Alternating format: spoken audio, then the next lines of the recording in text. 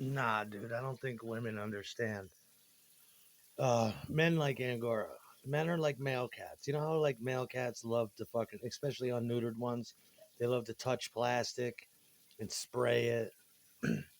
Well, that's what men like. They like anything soft like that. Velvet for their dickhead, velour, especially velour, powerful orgasms into a velour blanket. Look what I got, honey, velour blanket. Oh, my dick. Yeah, I like that. Comfortable. Oh, my God. You blow your load into a velour blanket, the semen crystallizes, and it turns into like shards of glass. Women don't know this shit. It's true. It turns into like, so if you pick up a velour blanket and start jerking your dick to an old patch of dried semen, it's like glass hitting your dickhead. You're like, wow, velour, fuzzy shit, fuzzy microfibers for your dickhead, and that's what Jella does. And when I sit with her, oh my god, get her some soft leather black boots. Sitting with her on New Year's Eve, kicking it with Jamie or kicking it somewhere, and all night I got my arm around her. She's drinking a little thing of wine, eating cheese and stuff, trying to be charming. And all night I got my arm around her neck, and her hair feels so good, and her perfume smells so good, and I keep touching the angora shirt, and I just want to Christmas fuck her, rip her fucking head off. Well, you can't say angora because Ed Wood. Ed Wood knew. Everybody knows it's angora.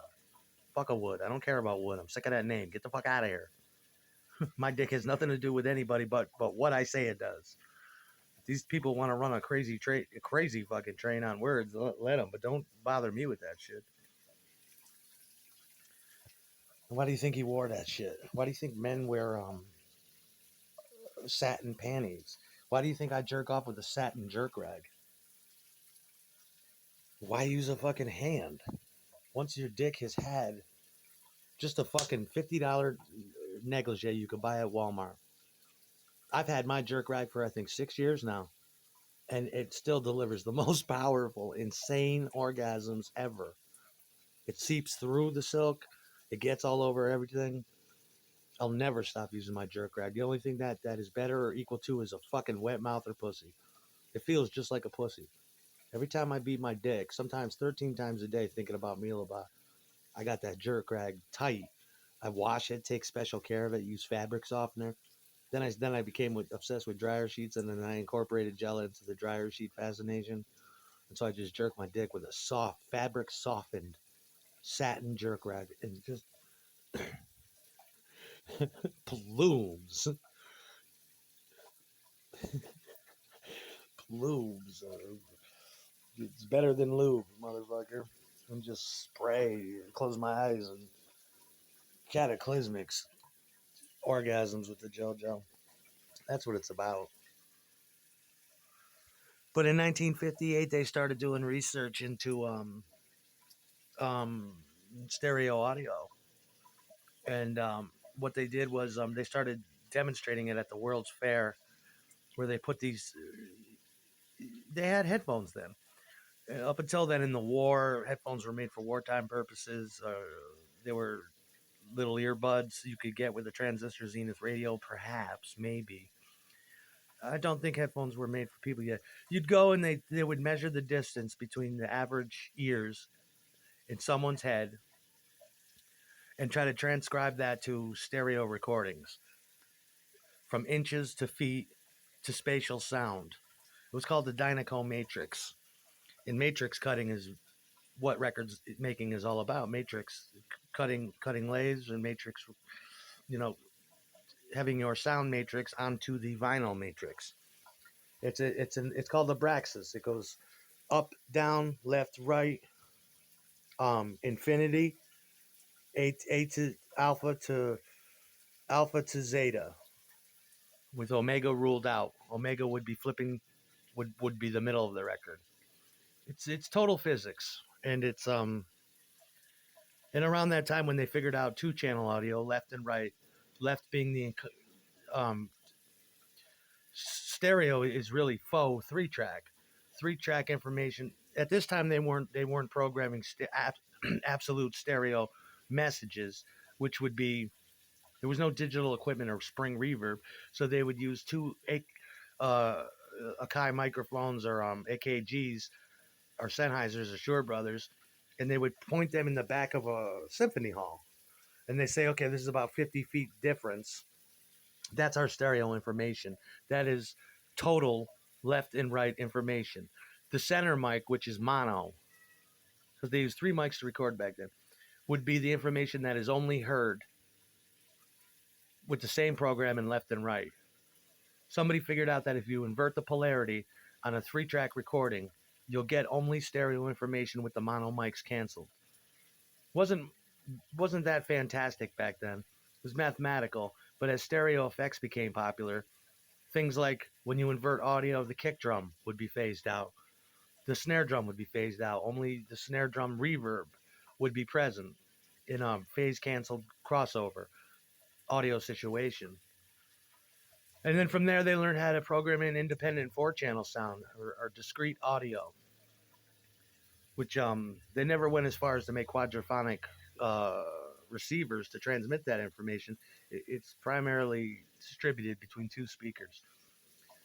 I love music and I love sound recording. It's a lost art. It's a lost art. But I need to get back to my Adderall and deep, deep, deep Jella face worship, Maya face worship, sprayed gobs, lots of guitar. I have no interest in music these days unless I'm high. My brain has become rewired.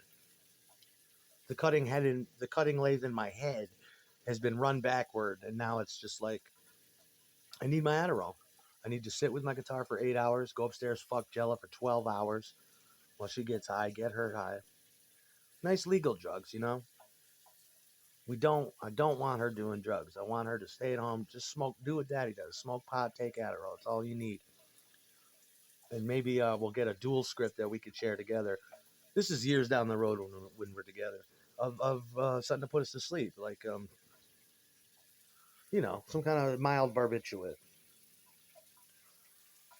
You know, want to stay at home cooking, somewhat nerdy bitch. That one dick is good enough, and those drugs help you keep a one-track mind on family, on business, on pleasure. You're not easily tempted to meander out of the unit you establish. You learn to love what you have. It's good for the family. But that is something women don't generally know.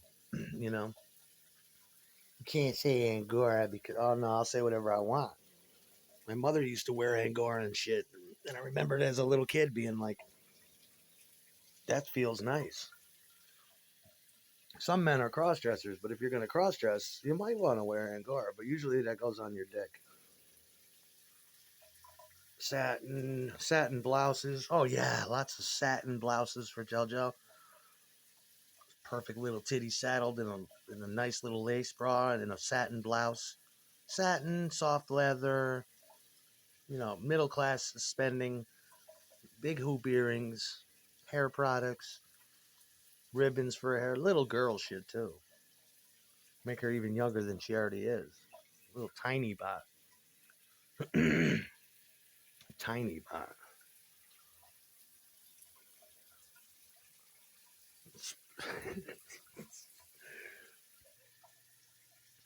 But that's what I would get my girlfriend too if she was into music. I'd get her a little MPC recorder, or a little I got that 16 track out there. I'd get her an 8 track, something like that, where it's got the drums and bass built in, and you get Jelly in there making her little songs and shit. What does this do? That sounds good. Play that, JoJo. Teach her how to use it. Nobody's into that anymore. My thing is, there's just too many options now. It's like, oh, it all sounds good. Can we do this? Can we? But I need help technically with a lot of the newer equipment because it's outboard gear. It's not computer programs. Fuck a computer. I mean, I just don't. I can't. It's too easy. It sounds like ass. It's no good. There's latency issues. I swear I hear incorrect timing with it, and it just never comes out the way it should.